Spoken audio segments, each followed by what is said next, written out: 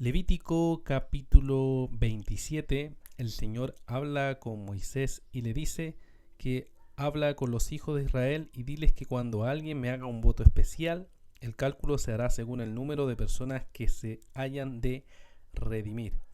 Aquí lo que está tratando este capítulo y este mandato es que los israelitas podían hacer votos voluntarios al Señor que reflejaran su devoción a Él.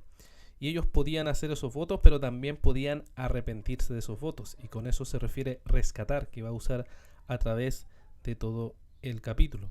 Entonces esta dedicación o estos votos podían darse a través de personas o a través de animales o a través de otras cosas, como podremos ir viendo. Entonces del versículo 1 al versículo 8 muestra cómo las personas podían dedicarse al Señor dependiendo del sexo y de la edad. Había una cierta cantidad de dinero de ofrenda que se daba al Señor.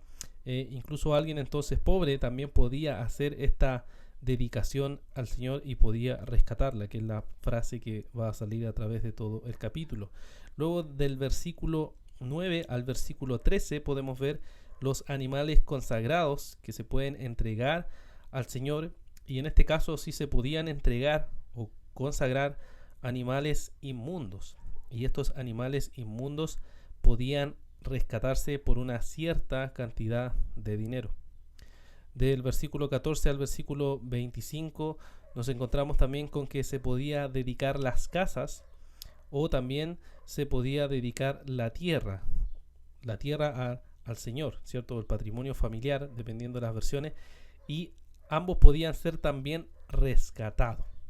Esto por supuesto tenía el factor de que podía darse en el tiempo del año del jubileo, y por tanto esto podía cambiar en cierta medida, pero en general se podía dedicar las casas y se podía dedicar la tierra al Señor.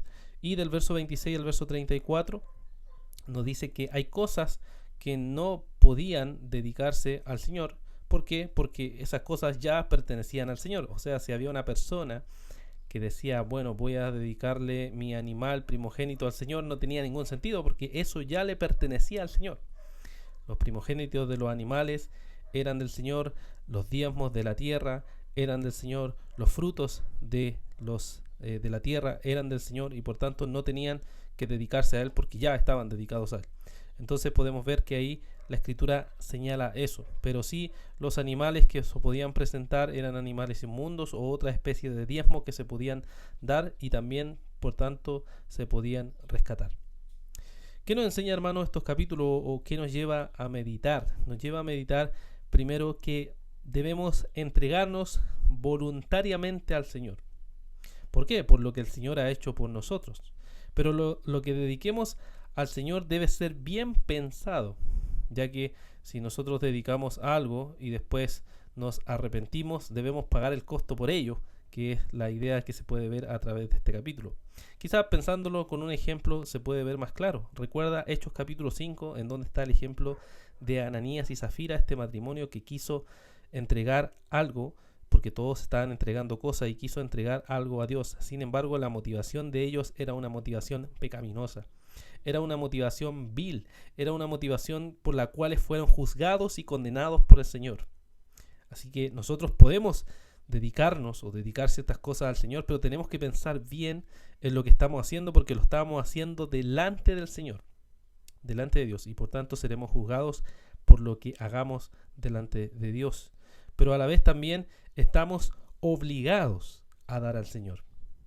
Estamos obligados a dar al Señor, como se obligaba aquí el primogénito o algunos diezmos tenían que darse al Señor. Ahora, en el nuevo pacto, por supuesto, no encontramos un primogénito de animales ni diezmos los cuales tengamos que dar, pero sí hay una obligación de dar al Señor. En las ofrendas tenemos que entregar al Señor porque el Señor nos demanda que debemos manifestar con lo que tenemos, darlo al Señor. ¿Cuánto?